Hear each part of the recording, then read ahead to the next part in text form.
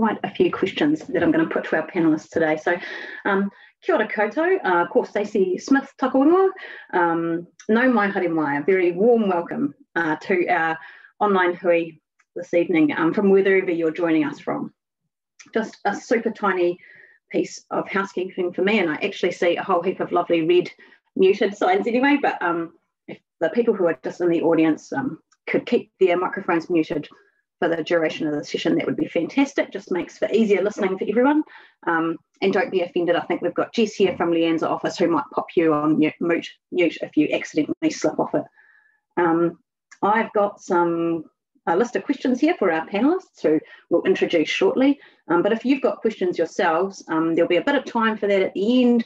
You can just sort of put them in as you go in the chat. And Philip Miles, if you want to give a wave there, Philip, he will keep an eye on the chat for me and make sure that anything you've put in there comes into the discussion.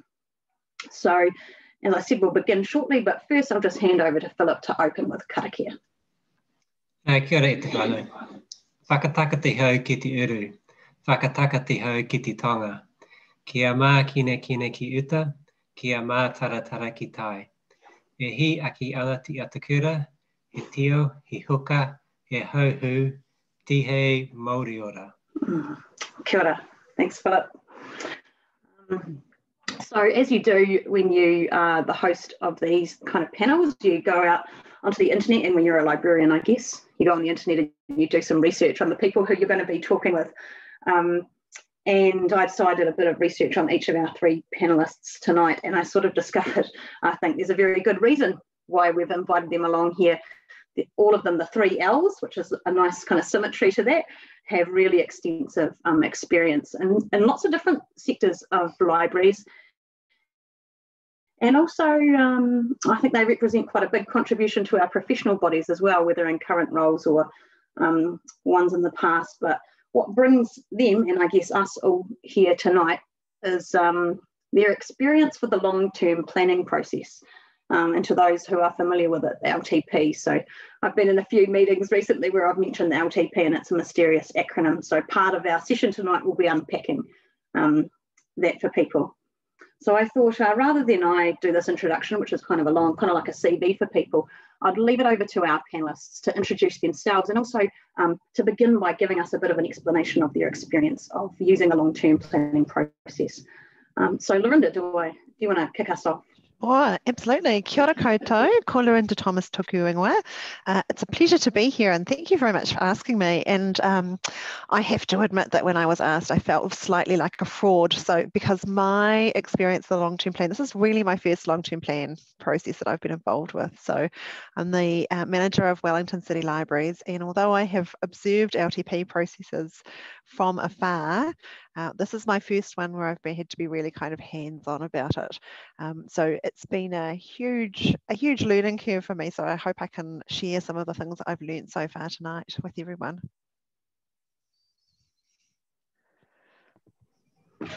Louise, do you want to go next? Kia ora koutou, ko Louise LaHatte tuku ingoa, no tamaki makoto ahau. I'm working for Auckland Libraries, and my current role is Head of Heritage, but I've had a variety of roles over the years working in the public library system up here, and including a role where I was managing the Central Library. And the heritage is also, most of our heritage lives in our Central Library. So the most important things that I've been involved in around the long-term plan have been around the Central Library itself and planning for the future of the Central Library. And it's a significant building, which therefore is quite complex and requires a lot of renewal and thinking about whether it's still fit for purpose. So that's one of the key areas I've been using the LTP process. And the other one is something I'm feel very passionate about is that I've been leading our efforts to have our library overdue fines removed. And that has been going through the long-term plan process. Thank you, Louise. And last but not least, Lisa.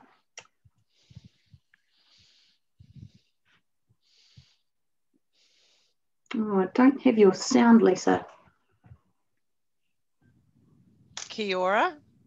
Kia ora.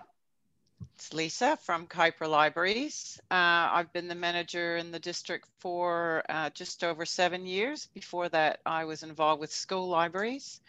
I've had a lot of varied involvement in the long-term plan, which over 7 years has really never come to anything. But this long-term plan, we have 2 libraries, potentially new libraries in the district. And so that's been really interesting, and I'm happy to talk, about that. But I also just think from the little rural library experience compared to the bigger libraries, we actually can get much more involved. We can really be talking to all the right people because there's only 50 of us in the room. So, but it's really hard to get in the room. So it'd be good to share anything with you guys that would help in that as well. Thank you. Thank you all, and I think that kind of illustrates too the breadth of experience we have here. Now, Auckland Libraries is obviously a giant network, Kaipara not so much, and Wellington sort of sits somewhere in between, so it's really good to have the opportunity to hear from some really diverse experiences. So kind of without further ado, we'll get into some of the meaty stuff now, which, as I said, I've got some questions here to pose to the panelists. And the first one of those is kind of a 101, I guess, and that is, what is the long-term plan? I'll start with it if you like, Stacey. And it's basically, the long-term plan is what gives us the funding for what we do. The long-term plan for a council is basically setting out the budget for the next 10 years. It sets out the activities, the services and the investments for the next 10 years and how we might pay for them. And it works as in a cycle. So there is a new 10-year budget or long-term plan published every 3 years. So although the budget is planned for 10 years, it's refreshed every 3 years. And that's partly connected to, of course, the political cycle, because the terms of office for elected members is 3 years. And then, of course, the other thing that happens is each year there is a budget published. So there's an annual budget. So there's this real cycle where you're working towards a 10-year plan, and that gives you some certainty about your funding for the next 10 years, but you get another chance in 3 years to make changes to that. So that's a very high level aspect of a long-term plan. And I guess the second part of that question is, why are they relevant to public libraries? Shall I have a go at that one? Have a go at that one, yeah. I think the main reason that they're kind of relevant to us is largely budgetary, because they are setting out what the future budgets look like. In our particular case in Wellington, very much our annual budgets are based on what the long-term plan budget says it is. So although we might have a new annual plan each year, their starting point is often whatever the long-term plan budget said it was going to be for that particular year. But it's also an opportunity to get through some big and significant changes, and often those are things to do with service levels, a bit like Louise was talking about in terms of, actually doing away with overdue fines, for example. So where there are things that have a kind of a significant financial impact or significant changes to service levels, often those are the opportune times to actually make those changes, because all of the budgetary things are being looked at. So you have that opportunity to really look at those things. Which I guess kind of leads quite nicely into my next question, which is really around, obviously, public libraries can't decide everything for themselves. So what sort of things need to go into the long-term plan? I think as Laurinda was saying, things that have a significant financial impact.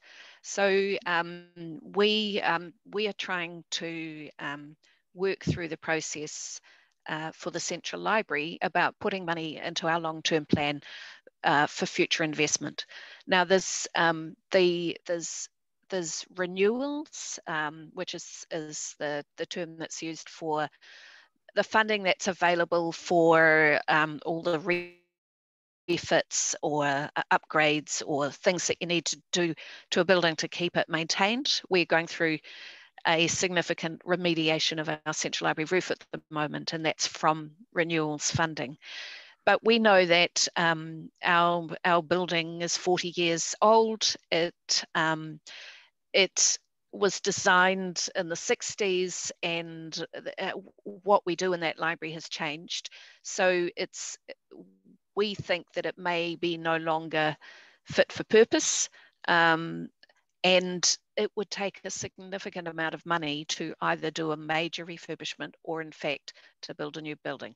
There's no money currently in the long-term plan for anything other than maintenance and some refreshes. So we have to work through the long-term plan process to try and get funding allocated into the future. And it's for something of that size, it's a long, slow process. So we're working on an indicative business case at the moment, which we're preparing not for the long-term plan we're about to set, but for the one we're doing in 3 years' time. And that's because we have to do all the investigation and research about what might that cost, what would be the benefits of that significant investment, how does it fit with the council strategic plan, how does it fit with our master plan for the city centre, all of those things. So it's not only a long-term plan in terms of a far out funding, it's quite a long involved process, and we're working with our policy team from council, because it is about that whole thinking about the future of the city, and is this the place to put investment? And what we're looking at is are we at the right site, but just need to do a lot of work on the building? Are we at the right site but need to replace the whole building, or actually would we move to another site? This is not going to happen in my working life. However, it's really good to be making sure that it is planned for the future. I guess when I hear you talk about it, Louise, and I can't help but kind of visualise some of it, obviously, because we have the same employer. It sounds like a really massive process that involves lots of different parties, particularly at Auckland Council. Lisa, how does it sort of play out in Kaipara, where you've got a much smaller institution? The long-term plan is our opportunity to get anything on the table. If we've been thinking about something, if we want to get, a mobile library service or something new happening, we have to be involved in that process. One of the things I've learned over time, though, is that you have to warm the council up to things. You have to warm the executive up to things. So when you want a mobile library, it's not enough to have a line in a report. They have to be informed and have some, be on board by the time you get there, because you're fighting it out. And in a little council that, you can get kicked off in the first round without even a chance.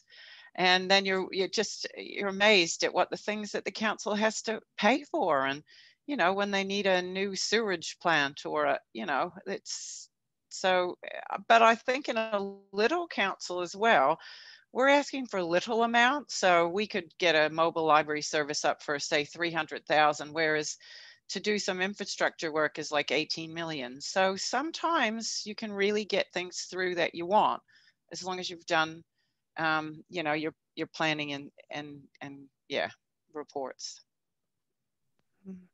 I was just going to say, to add to Lisa and to kind of back that up, it's kind of not only do you have to kind of spend quite a lot of time warming them up, and sometimes we're talking about years, but it's also it's literally a long-term game. So this year, We not only did kind of a 10-year long-term plan, but they also looked at the 30-year kind of infrastructure plan 30 years out.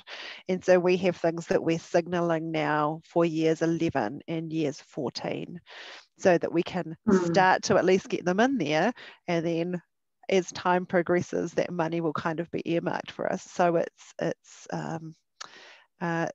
nothing can kind of happen in a hurry in some ways, but it does force you to be very clear and systematic about what your priorities are, and to be really thinking about the long term, because if you don't put that money in, before you know it, that library is overdue for a significant amount of refurbishment, and you might still have a 10-year wait to try and get it into the long-term plan.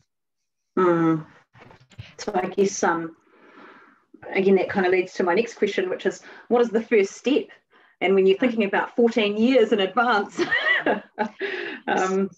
So there are often other plans that you have to build in. So it's almost in a way a dance, because you're working with your council colleagues, and then that has to go to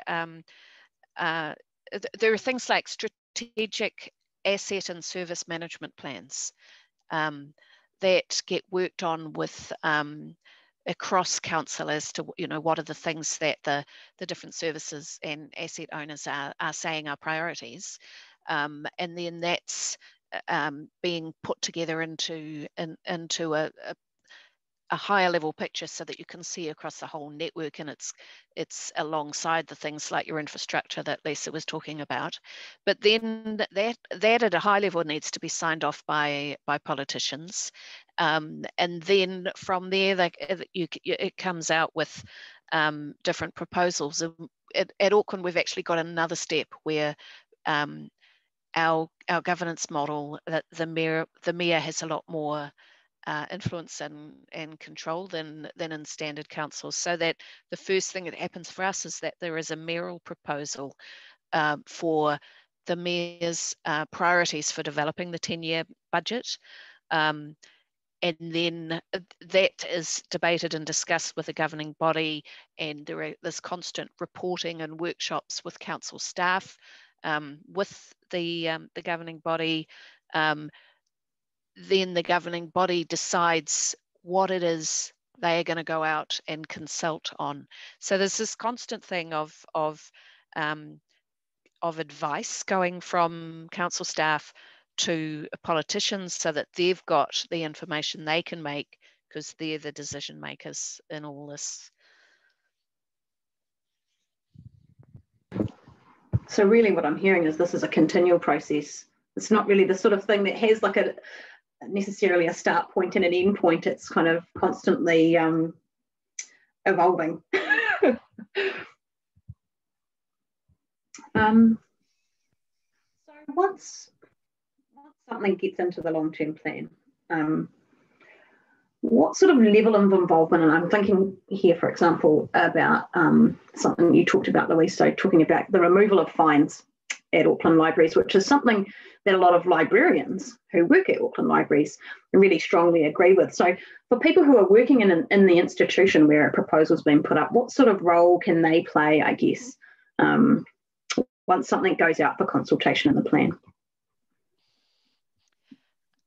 So this was an interesting one, because in fact we started, before it got into the long-term plan, we started with some staff workshops, and then workshops with our finance colleagues, because we needed to test the waters about how that would be received, because if our finance colleagues didn't agree with it, it wasn't going to go anywhere.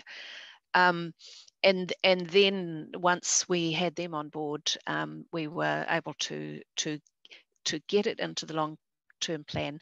And in fact, not everything that goes into the long-term plan gets consulted on. So there's also a decision point about what are the things that the consultation will be on. And we were incredibly lucky that that was the fines proposal, removal proposal was a thing that could be, that was consulted on.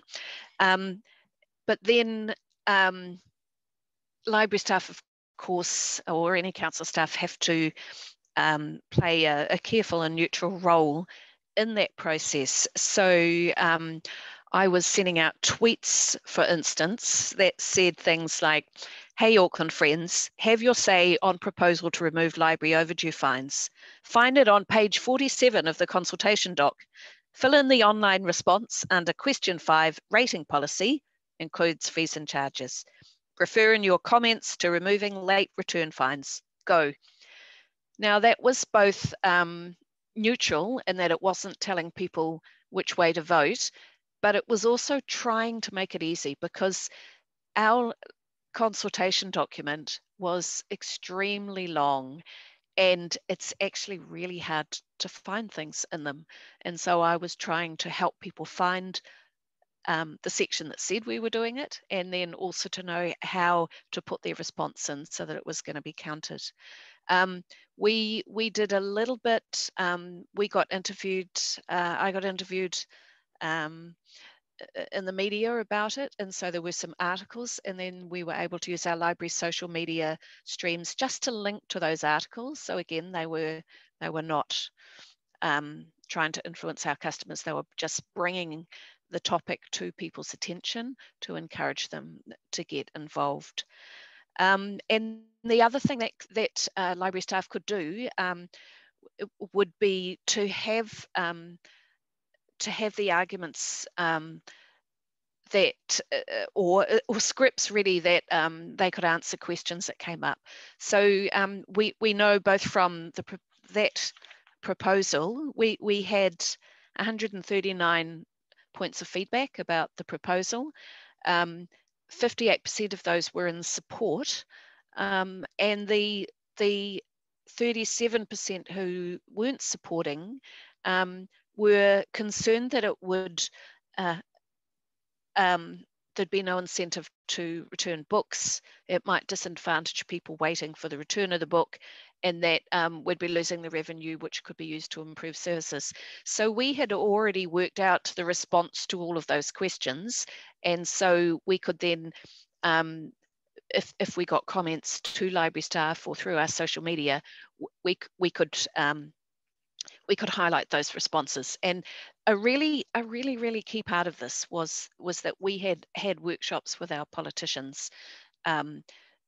So there's a distinction between meetings where they're making decisions and workshops where they are hearing the quality advice and they can ask questions. And so we had a workshop on this, and really tried to highlight the evidence that we had.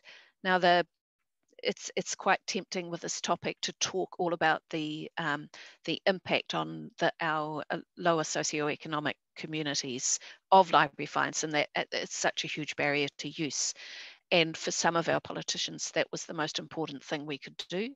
For others, the way that we got their support was to say library fines are used so that people return their books. Overseas evidence has shown that libraries that remove fines find that more books are returned. Therefore, it is a punitive measure that damages the relationship with libraries that doesn't actually work. So having, and we had lots of evidence, that Sydney libraries had something like 3 times as many books returned, and some speaking points that we sent to our politicians so that they could use them and that staff could use as well. Laurinda and Lisa, is that something that you similarly do with your staff? Well, that is hugely impressive. Wow. We had a information station in the library, and we encouraged people to talk about the long-term plan. I'd get what Louise is saying about how hard it is for people to actually consult. We had a man in the library trying to do an online consultation, and he'd been up to council and he'd complained and no one could help him, and he was so upset. And it turned out that he was trying to consult on having fluoride in the water, but we weren't consulting on fluoride in the water. So, but I think people don't really understand, because lots of people bring up new great ideas when they consult. And it's too late at that stage, unless, well, certainly it's a good idea for the next time. But I think it's really hard for people to understand the impact they have. We were consulting on a new library in a growing beachside area of Mangawhai in Northland. And we had people from the other side of the district who think that all the money is being spent in Mangawhai.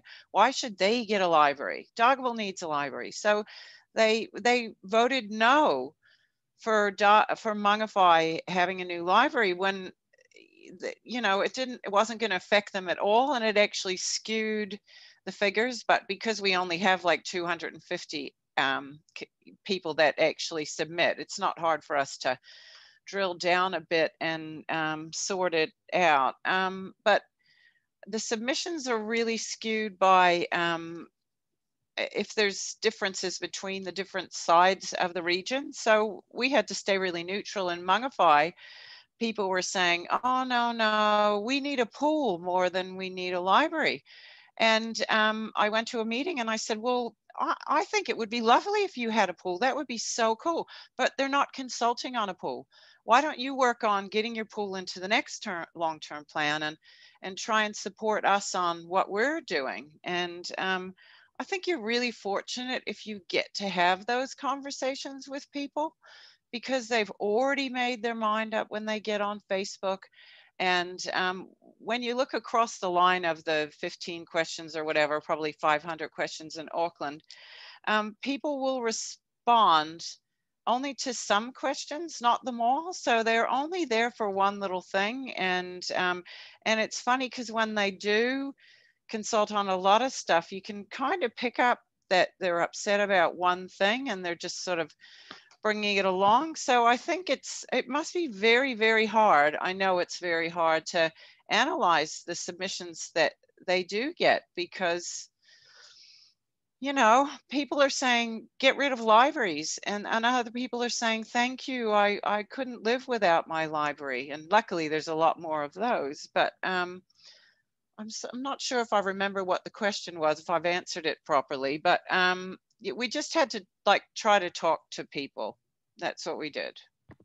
Yeah, and I guess maybe Laurinda, you might have something to add here too, just around how people can support public libraries through the LTP process. I mean, because there's the staff side of things where we have to kind of walk that fine line of neutrality when we really are just like, yep, please, 100% everyone vote for this. Yeah, absolutely. I mean, I think the most important thing, you know, and for staff as well, is to try and encourage the public to participate. I really feel like that's the kind of key thing. You know, in every region, I think you always get the people who have very strong views on one particular issue, as Lisa's kind of been saying, and they tend to be very vocal. Earlier on, let me see, this year, end of last year, we had a special consultative process about Central Library. So it was kind of a consultation outside of the normal long-term plan. And one of the things that was really interesting about that is up until the point that we'd had that process, there had been a huge kind of outcry about the heritage of the Central Library building. But when we actually ran like a full process and kind of, you know, surveyed and ran focus groups, actually heritage was the second to last thing that was most important to people. So although you kind of get these groups who can be very vocal, they're not always hugely kind of representative. But I think what was really great for us in terms of the long-term plan this year is we had two late proposed amendments to our long-term plan, one regarding our collections budget and one regarding privatising the strengthened Central Library. And the public were just, the reaction from the public was just instant and decisive about exactly what they thought about that. And so I think the public, although not everybody always kind of comes out for consultation process necessarily, when there was something really significant on the line, and often libraries are one of those things that are particularly heartfelt, all of the politicians knew exactly how people kind of felt about the library. So although people don't always, you know, get involved in the consultation, they might become involved in other ways, whether that's writing to their local politicians or tweeting them. We had a group of authors from Wellington who wrote an open letter to the councillors in the Dominion Post. So it's quite amazing when that power of public opinion kind of comes together. It makes a huge difference in terms of what the politicians are actually kind of prepared to put up. And in our case, they pulled those late amendments and went, no, actually, we're not going to do those, not going to be consulted on, we're not even going to consider it. So I think just encouraging people to kind of be actively involved with the process in whatever way makes sense to them is just hugely helpful.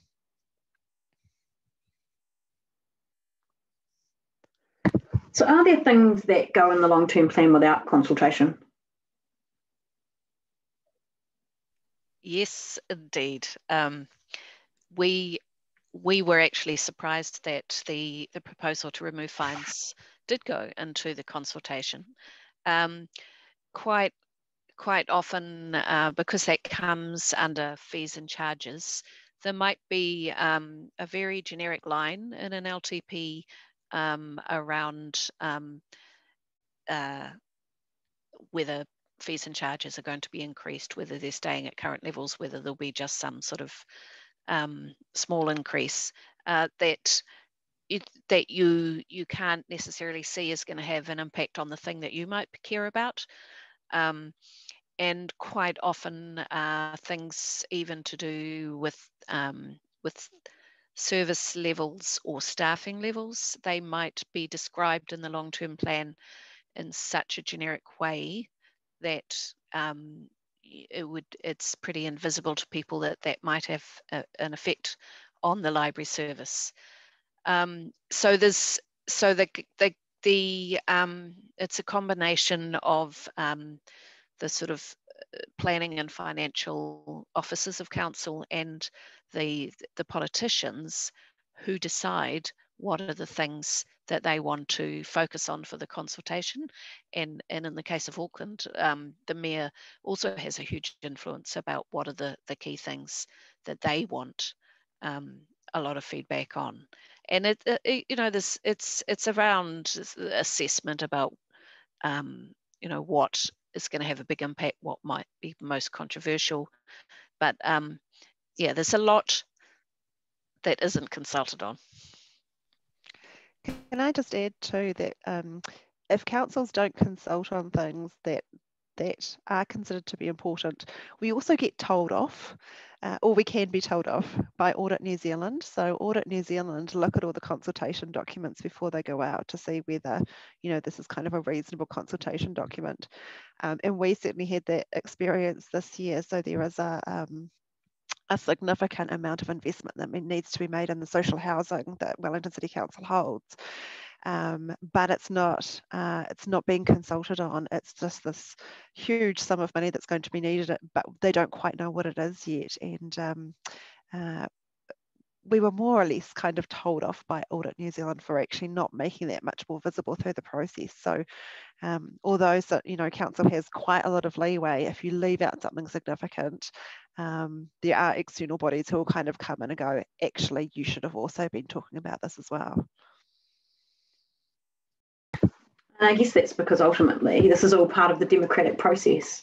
And so this is an opportunity for the people who are elected officials to make sure that they are doing the things that the people who've elected them want them to do.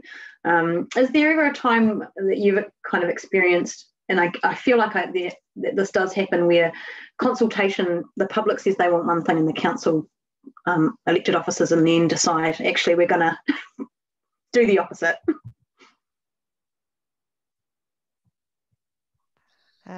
I'll jump in on this one because I guess we've kind of had a recent example of this.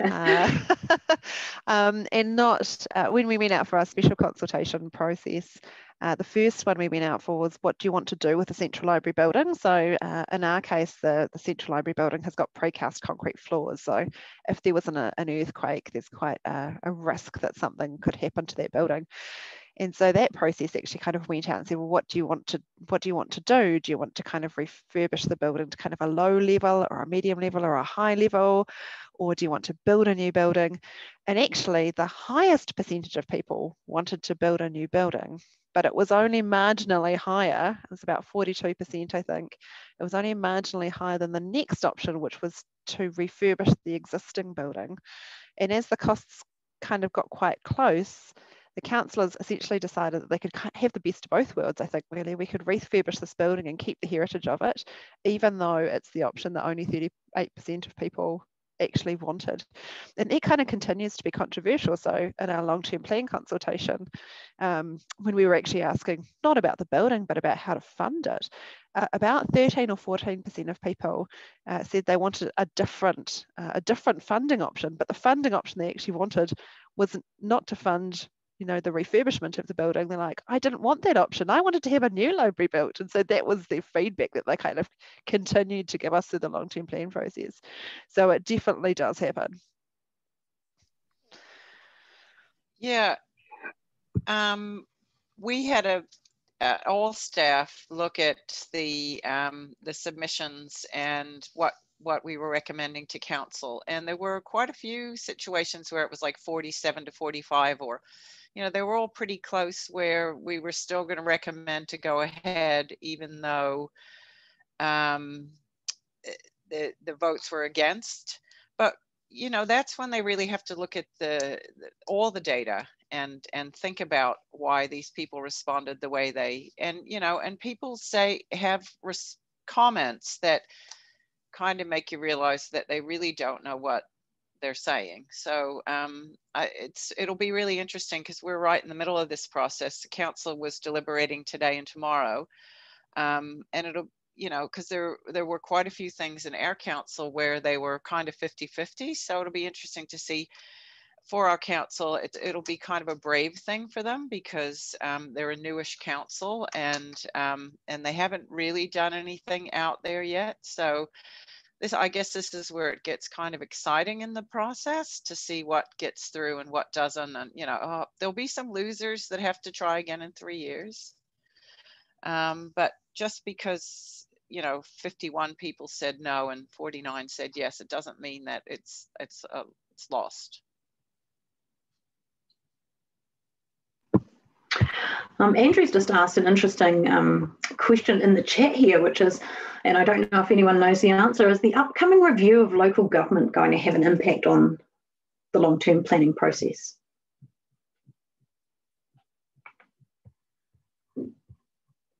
I have no idea. My own view is that it's probably at this point anyone's guess.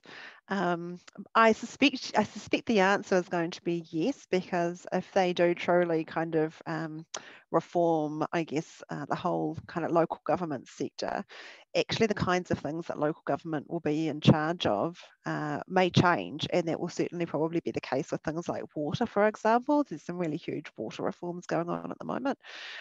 So my expectation is that probably it will. I think one of the things which Louise has pointed out too is that people do find it really difficult to engage with consultation, because often it is so complex and there are just such huge decisions to be made, and often people will kind of only partially engage with it. So I would like to think that any changes that they make can make that a better process for people to engage in more easily. It's just my 2 cents worth. I have no inside knowledge of what's going to happen in that review. I think that's a really good point, though. I think we probably all, anyone who's kind of had a little bit of experience will understand certain people respond to requests for consultation.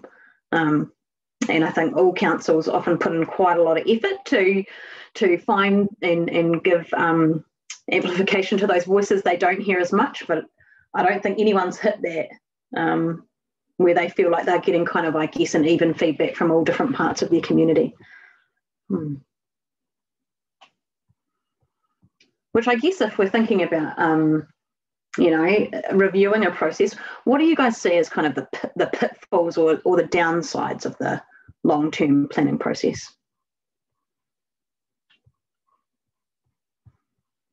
Is it that you lose out, you know, and then you've got to wait 3 years for the next time? I think I don't know if there's any solution to this, but I mean, I guess the issue is that local government has quite a broad remit in our communities, and so the what they're trying to provide has a lot of very significant and impactful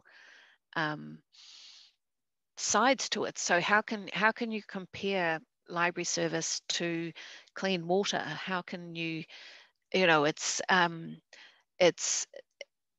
makes it difficult to prioritize, and it makes it difficult for people if they're being consulted to really, how can people weigh up what might be more important for them?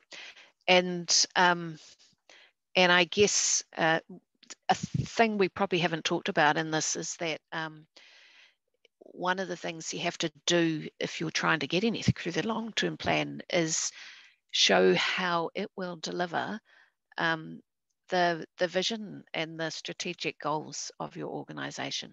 So part of what we argued around the removal of fines is that our council has a focus in supporting COVID recovery, and particularly supporting the communities that need us most.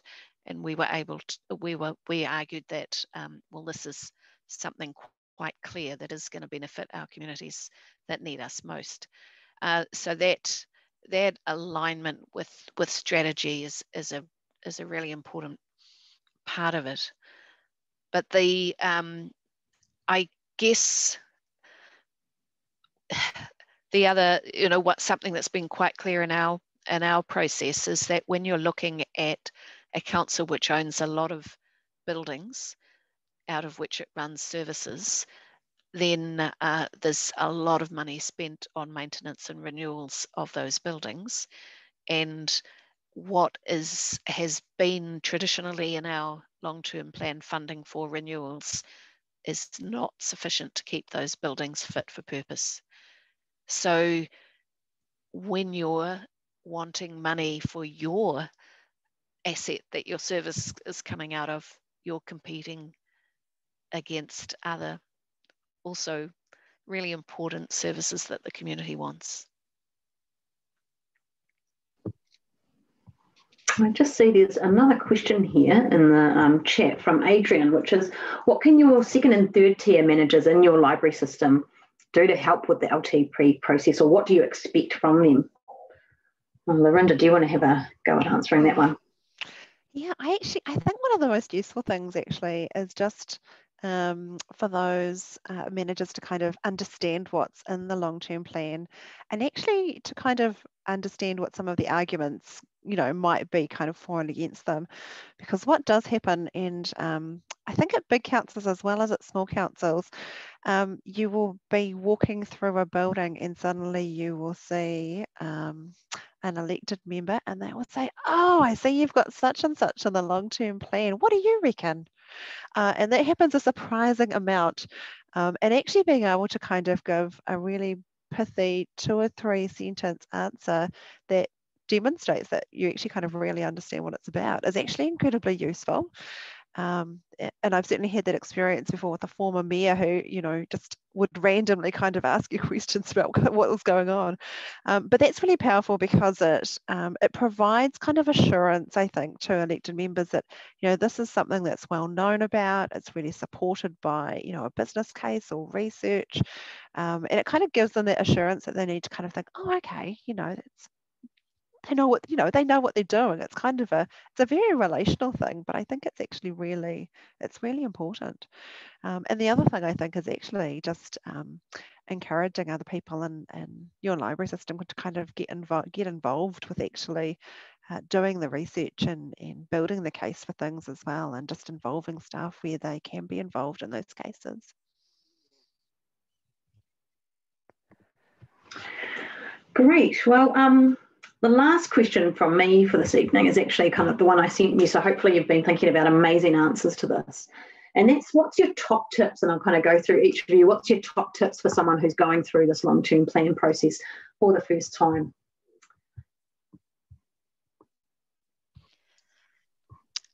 Find a friend.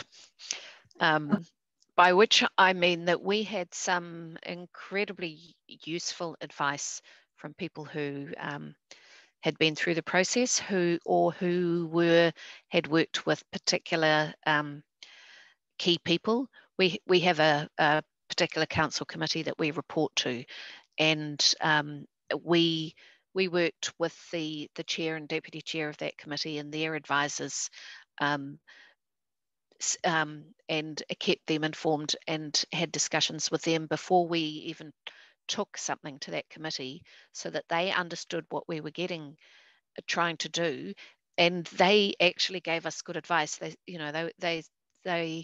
They said, this, you seem to be saying this, but you haven't made it very clear. And what's your, how are you going to back that up? And how would you answer this question? And that meant that when we did present to the whole committee, it was a much stronger case and argument.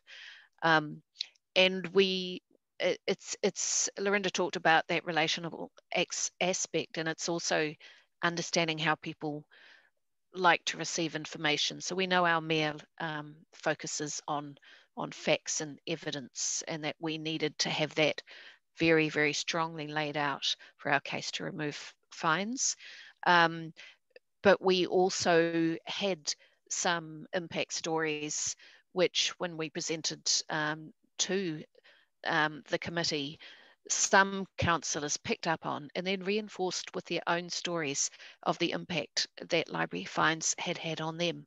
And them telling their stories was a very strong influence on the rest of council. We actually had a councillor talk about having no books and no computers at home and having to use the library for their homework, and then getting library fines and not being able to use the library again.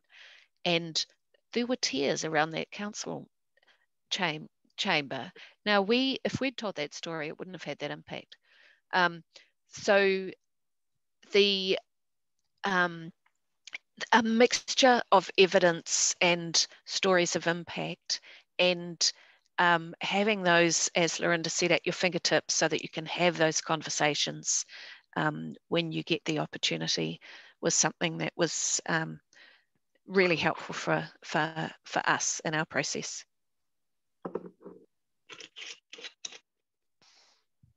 I think I have 3 tips. The first one is really to know what the timeframes are. The long-term plan seems to be one of those things that kind of creeps up on you, because it kind of feels as though you've only just gotten into the long-term plan, the new plan, and you're preparing for the next one. So have a really good understanding what the timeframes are. The second one is to build a bit of a coalition, even if it's with other kind of council staff around whatever the particular issue is, because actually the more people that know about it and can talk about it, often the easier it is to kind of get internal support, and then to kind of turn that internal support into, good business cases and good officer advice, not just in your area, but through other mechanisms as well. And the third thing I was going to say is to not give up if your thing doesn't get into the long-term plan, and to try and think laterally about how else you can achieve your goal. Because I know at the beginning of our long-term plan process this year, I put a lot of things up, and most of them just didn't even make the first cut. And so you always have to kind of be continually on the lookout for other opportunities. And one of the opportunities that we've had this year is that we're also doing a children and young person strategy. So even though I tried to kind of put through the idea of going fines free for children and young people, I didn't manage to get that into the long-term plan. But through that other strategy, which is also being consulted on, a review of that is included in that strategy. So always look for other opportunities, even though you might get knocked back at the first hurdle. There's almost always another way. You just have to get the thin end of the wedge in. Rightio. I was going to say, don't give up. Absolutely, you can't give up. For a smaller rural library, I think having your general manager on board and talking the talk, so that when it gets to the executive, it's not a new thing, really helps. Because if the executive is on board, then the chief executive is much more likely to, bring it to the mayor. And so I think that's really important, that you know the chain of command and yeah, in a smaller place, it's a much shorter chain of command. I think it's really, really important that you do the groundwork, and that's, you know, from now on. So now I am already working on what I want in the next 3-year long-term plan. And there was one more thing I wrote down, but I can't really see what it was. I think it was around relationships as well. As Louise said, you need to have lots of friends at the table. To vote for your idea. Well, thank you so much. We've got about 5 minutes left. If anyone else has another burning question that they would like to ask before we finish up.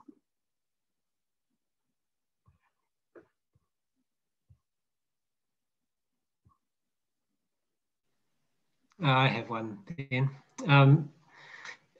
Louise, you said about like anticipating some of the questions from the politicians and their point of view.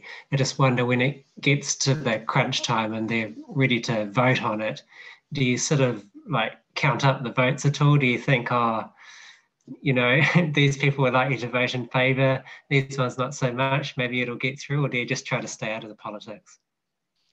Oh, it definitely sitting there sort of making little notes and ticking off people as they talk through it.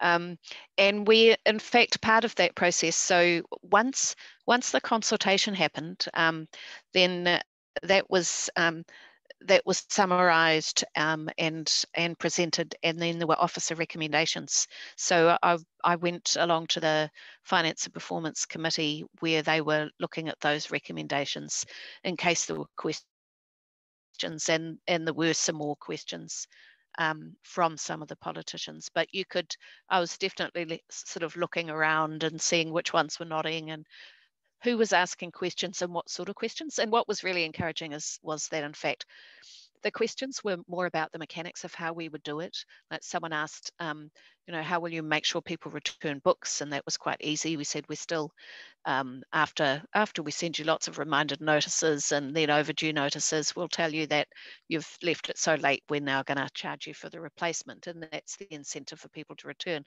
So we got some questions about, how do you decide what the replacement cost is? Or I hope you're not sending all those reminders out by the post because that must be expensive. So they were not about, we disagree with you, but just they suddenly thought of them. Reminding me about the postal notices, which is a piece of work that's about to land on my desk. Oh, so in fact, we are fairly confident. I mean, that it is going to get voted, that they are going to vote in favour. The thing that I was at, it wasn't a decision-making thing, so that's happening in the next couple of weeks, and then there's the final, of course, happens in June. On the 29th of June is when they actually say, yes, this is what we've voted for. But we are feeling pretty confident that we're going to get this through, which is, I'm just stoked about.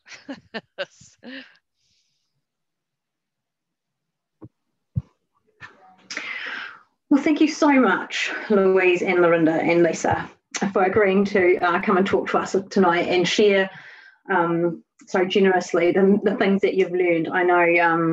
I know a little bit about the long-term plan, but I've definitely learned some things tonight. And I guess the key takeaway is often a thing that I take as a takeaway from these sessions. Relationships are so important. You know, that hustle of, you know, making sure you know the right people, you're talking to the right people, and that everyone kind of knows what your plan is and advocating for that. So thanks again. And I'll just thanks everyone in the audience as well for coming along. I hope you enjoyed the discussion tonight and learned something as well. And I'll just, I don't know if you guys can see the comments. There's a few people just thanking in the chat if you want to turn your chat on. And I'll just hand over to Philip now to close for us this evening with karakia. Yeah, ngā mihi panel. Great discussion, great insight. Thank you. And thank you, Stacey. Great facilitation. Unihia ki te urutapu nui, ki wātea, ki a mama, te tinako, te tinana, te wairoa I te aratakata. Koe rā I rongo, whakaaria, a ki ranga, ki a tina, hui e, tae ki e. Kia. Kia ora. Have a good evening, everyone.